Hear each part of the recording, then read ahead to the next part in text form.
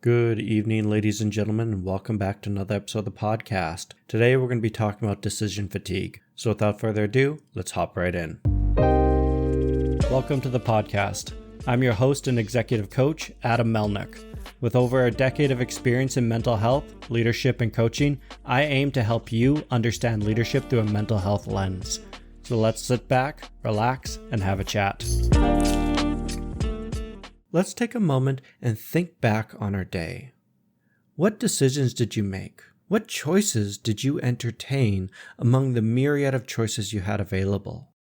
Think about each and every single one. Odds are you can't.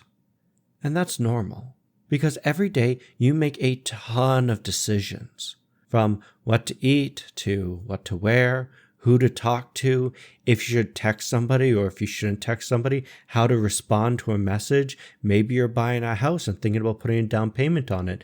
Maybe you're thinking about your car that's making that weird rattling sound and if you should get it checked or not. Hell, you even made the decision to listen to this podcast. Granted, a smart decision, but still a decision. And each one throughout your day is a drop in your bucket. While on its own is just a drop, together with every other choice that you made, sometimes can overflow our bucket and become overbearing. And that's decision fatigue. Decision fatigue is a state of emotional overload caused by continuous decision making. I see this with my clients all the time. It becomes particularly bad when somebody is planning a vacation and that's all they're doing is making decisions and making choices. Where to go, where to stay, what to see, when to get there, how to get there, etc. Continuous bombardment of decisions and making hard, difficult decisions causes decision fatigue, causes mental overload. And typically, the person that is undergoing decision fatigue doesn't even understand what's happening to them. They're just becoming irritable and mad, and they start lashing out at other people as if they're the problem, when in reality, they were doing too much. In leadership, your job is to make decisions, to make incredibly important decisions. As a result, we need to make those decisions count. See, your human brain has a finite amount of energy. Think of it like a battery. Before you go to bed, you're at 0%. And as we sleep, we recharge the battery up to 100%. As we go about our day, things are going to happen that are going to take energy out of us. One of those things is decisions. Those decisions, although maybe small or large, all take a percentage of our battery. For example, choosing what to eat in the morning may only take 0.5%, while house shopping or maybe car shopping may take 25% of our battery. It varies depending on the decision, and that's because our brain doesn't treat each decision as equal. The amount of energy that our brain requires to make a decision is determined by a number of factors. The first one is the frequency of decisions. If you're making decision one after the other, after the other, without slowing or stopping, well, guess what? It's going to take more and more and more and more energy out of you until down the line, when we're at their 50th decision in a row, we have nothing left. But it's more complex than that, because it also depends on the complexity of the decision. For example, as a leader or as a manager, you may be asked to fire somebody, and you're not quite sure if this is the right choice or decision. This is a very complex decision to make, and thus is going to require a lot more brain power. Another example of a complex choice or decision is buying a car. There's a lot of variables to think on. What you want in a car, the price range of the car, the interest rate, what the car looks like, how do you feel about the car. There's many factors to consider that make buying a car simply complex, particularly if you've not been in the automotive industry or have not looked into cars for a number of years. The next is the stake of the decision. See, not all choices are equal, and we perceive that some decisions have higher stakes than others. For example, marriage. Marriage has incredibly high stakes for many men, and when they're mulling over or thinking on this decision, it requires a lot of energy because this could impact their lives. While trading a Pokemon card that they just found off the floor, that's low stakes. No one's going to die, nobody's going to get injured. But a surgeon determining what surgery to perform for an individual, that's high stakes. That requires a lot of mental energy. And lastly, there's the novelty of the decision. Choices that you make regularly throughout your day are simple and easy. They happen, you make them quickly because you've made these choices time and time again. But if a decision's come onto your plate that's new, that you've never encountered before, your brain's going to have to work in overtime to actually mull the decision over. What are the consequences? How do I go about doing this? What skills do I need? What impacts? How do I weigh the odds of my choices? Uncommon decisions can be extremely fatiguing. And the thing being is that the more fatigued we become, the more we need to recharge. When I work as a nurse, I'm faced with a myriad of decisions that I must make every single shift. When I worked in long-term care, I would have about 40 patients under my charge. I was responsible for deciding when wound care happened, when I was doing wound care, what type of dressing I would put on the individual. If someone was feeling ill, when can I fit them into my day because I have to give out medications, and determine what assessments should I be using. Based on that assessment, I had to decide if I was going to report to the doctor or not. If I didn't report to the doctor, if I was going to do any follow-up. If I was going to do follow-up, what type of follow-up I would need to do. Who needs to be aware of the follow-up. What time I should be going on my break. Who should I be reporting off to. On my breaks, if I should stay in the facility or if I should leave the facility. If an individual comes to me complaining about pain, what type of pain medication should I give? What type of dose should I give? Based on a pain assessment that I need to create for them. And at the end of my shift, I was exhausted because I had encountered decision fatigue. I had been asked for the last 8, 12, and sometimes 16 hours to make choices frequently without break, to make complex choices that had life or death consequences in some case, that were new and choices that I sometimes never encountered before. And when you're faced with that many decisions, you become exhausted and you need to recharge. After each work shift, I would come home and I would lay on my couch and I'd watch TV because I was so mentally drained. I could not make any more decisions.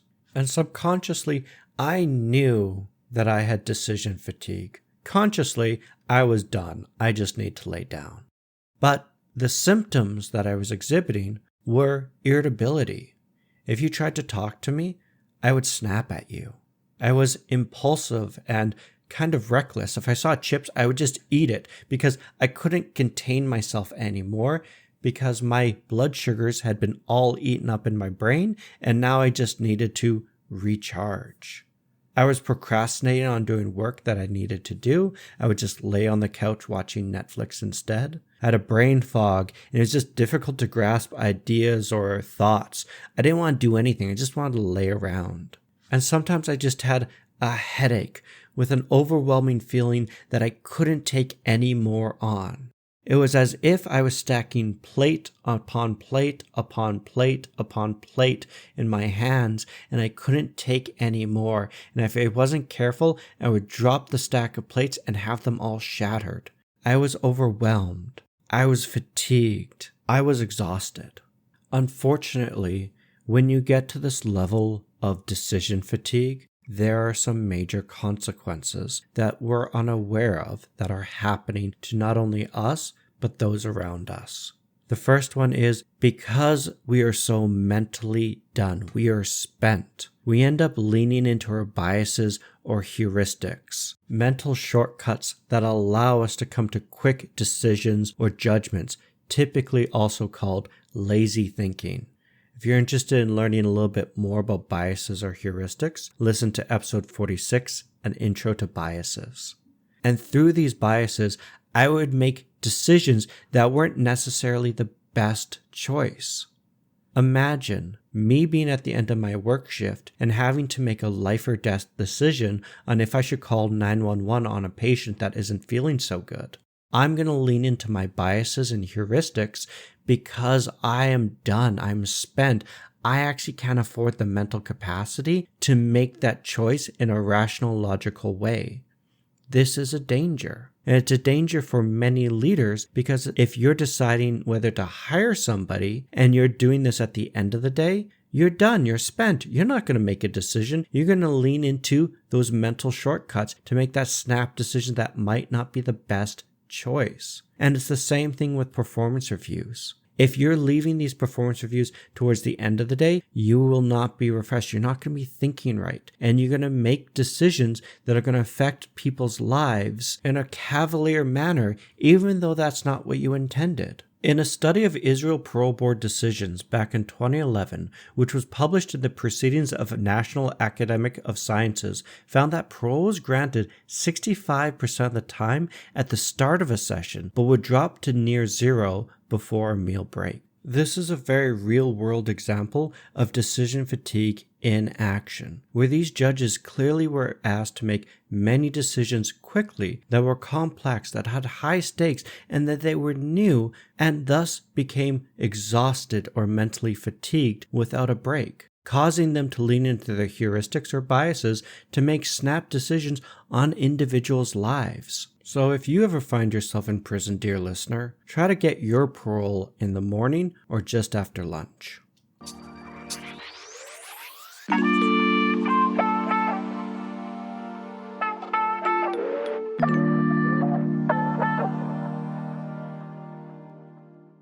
Within leadership, you will always encounter decision fatigue. Hell, that's one of your jobs, is to make choices and decisions for your team and to move them forward. That is a critical part of being a leader. But because it's such a critical part about being a leader, we must take care of ourselves and save our decisions. See, you only have so many good choices in you every single day.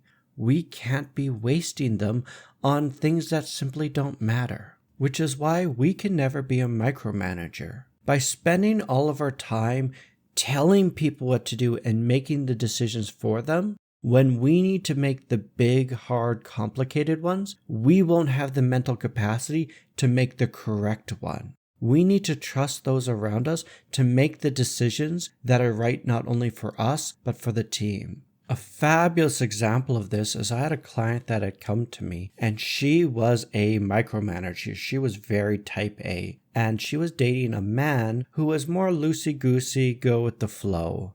In our coaching sessions, she had to learn to just let go and let him make the decisions, let him make the choices, because by refusing to let go, she was encountering decision fatigue and was becoming irritable, resentful, becoming impulsive, was procrastinating on the things that she needed to do or wanted to do, and it was causing a lot of chaos within her life. And it wasn't until she let go of the steering wheel and passed it over to him that things began to improve.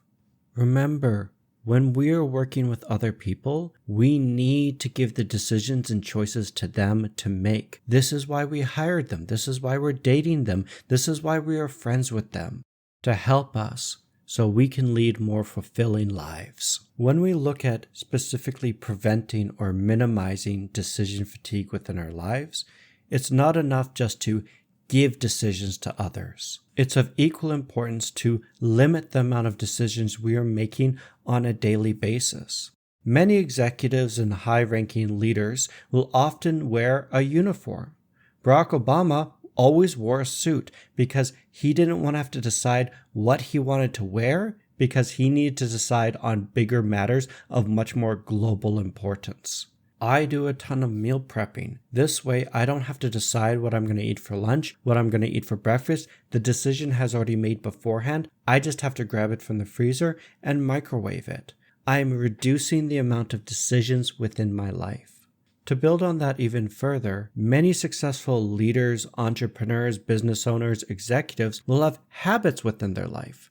These are things that they always do, places that they always eat at, walks that they're always doing, routines that they always look towards. These habits are specifically designed to limit the amount of choices an individual needs to make throughout the day, saving their brain power for the choices that actually matter. The next thing we need to remember is not all decisions are important. Let me repeat that. Not all decisions you make are important. When you come see me as a client and you're struggling with a choice or decision and there's all these things you need to do, I'm going to sit you down and we will label each decision from a scale of 1 to 10, 1 being important and 10 being super duper important. And what you'll realize through this simple exercise is that not all the decisions that you need to make are that important. And traditionally, what many of my clients will do is they will simply offload that decision onto somebody else. Maybe a significant other, maybe a team member, I don't know. But it's recognizing that not all these decisions are that important. They're not life or death. No one's going to die if you eat a cookie or you don't. It simply doesn't matter. And when you start understanding that things aren't life and death, the stakes aren't so high, we can learn just to let go. The next one is spread your decisions out, particularly the important decisions. There's like this weird habit of humans where they say, well, I'm going to do everything within this one day. I need to make a choice on if I'm going to buy this car or not, if I want to keep this job or not, or if I want this house or not within this day so it frees me up for the rest of the week. And that never ends well. You need to spread this out over the course of a couple of weeks and mull on it, think on it, debate it, determine if this is worth your time or not, etc.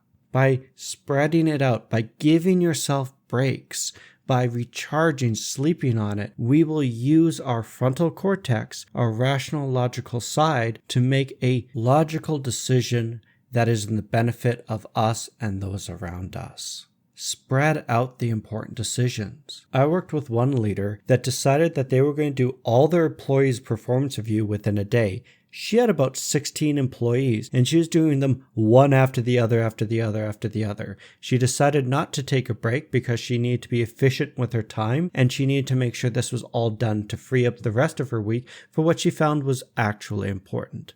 Unfortunately, she encountered decision fatigue, and to be honest, that poor employee at the end of the day that got their performance review did not get a fair shake. They did not get a good performance review, and it was unhelpful to everybody. It was through her coaching session that she came to the understanding that what she had done with those 16 employees was a waste of everybody's time, and that she owed them an apology, because she really didn't give them what they needed, and it was a horse and pony show. Everybody knew it. She ended up going back and apologizing to her team, and she redid all 16 performance reviews and gave her team the time that they needed.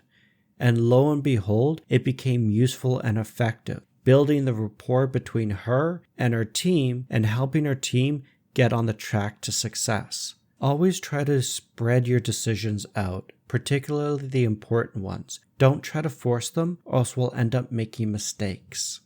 And the last one is we need to make time for ourselves to recharge. Again, we're a battery. Every single time we're making these choices or decisions, we're pulling energy out. We need to put energy back in. This is anything that makes you feel better. This is napping, massages, maybe gaming, watching Netflix, working out, meditating. I don't know what your self-care is, but what I do know is you should feel recharged afterwards. And that's the key. You need to feel recharged afterwards. A usual tip that I give to my clients when they're asking me about self-care is typically self-care is de-stimulating. It's in environments that are kind of boring, doing mundane things, such as laying on the couch, watching reality TV. Yes, it's garbage. Yes, it's trash. But hey, it's mindless. It's boring. It's dull. We're not really getting too invested into it, and we can turn our brain off and actually recharge. For me, when I have to make a tough decision and I need a break to recharge my battery, I go for a walk. I go for a boring walk with nobody around. I don't want to talk to anybody. I don't want to see anybody. I'm going to go for a walk. I'm not going to listen to music. I'm not going to look at my phone. I am just going for a walk in a quiet area. This is going to help my mind process what happened and recharge my mind. It's not going to be recharged to full, but it'll be recharged enough that the next time I need to make a choice or a decision, I can make it in a much more logical, coherent fashion. To wrap things up, decision fatigue is a state of emotional overload caused by continuous decision making. Your mental capacity is finite. The more decisions that we make, the more fatigued our brain becomes. But that fatigue level, it can be based on multiple different things.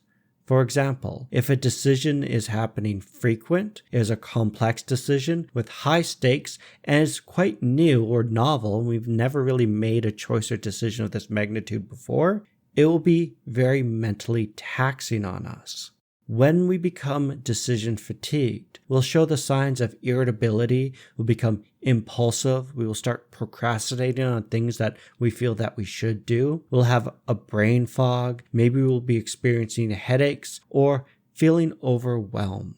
The consequences of decision fatigue is that our brain really kind of turns off and we start leaning into quote unquote lazy thinking, which is our biases or heuristics, and make snap decisions that may not necessarily be good or quality decisions. An example of this is a business analyst towards the end of their shift or workday will be more likely to commit errors in their work than at the beginning. To combat decision fatigue, the first thing we must do is make fewer choices. Identify those choices we can give to others and let them make on our behalf, saving our more important ones for ones that really matter. Wear a uniform, meal prep, create a habit or routine. These habits create a standardized decision-making process that helps take the mental strain or load off of us. Also, remember that not all decisions that we're making are life and death. They're not all important. When you feel overwhelmed with many important decisions, take a step back and look at all your choices and determine which ones are actually important and which ones are not. Focus your time and energy on the ones that are truly important and relax when it comes to the ones that really don't matter at the end of the day.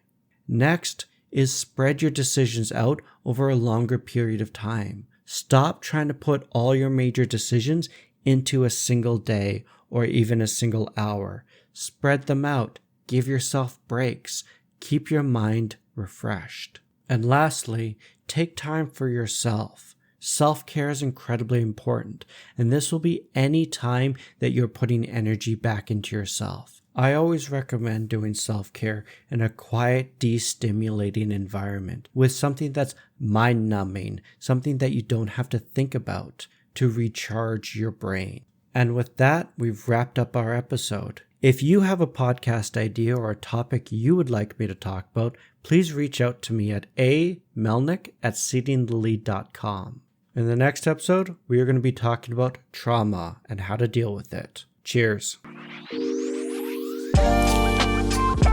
If you've enjoyed this podcast, please subscribe, give it a like, and share it with a friend.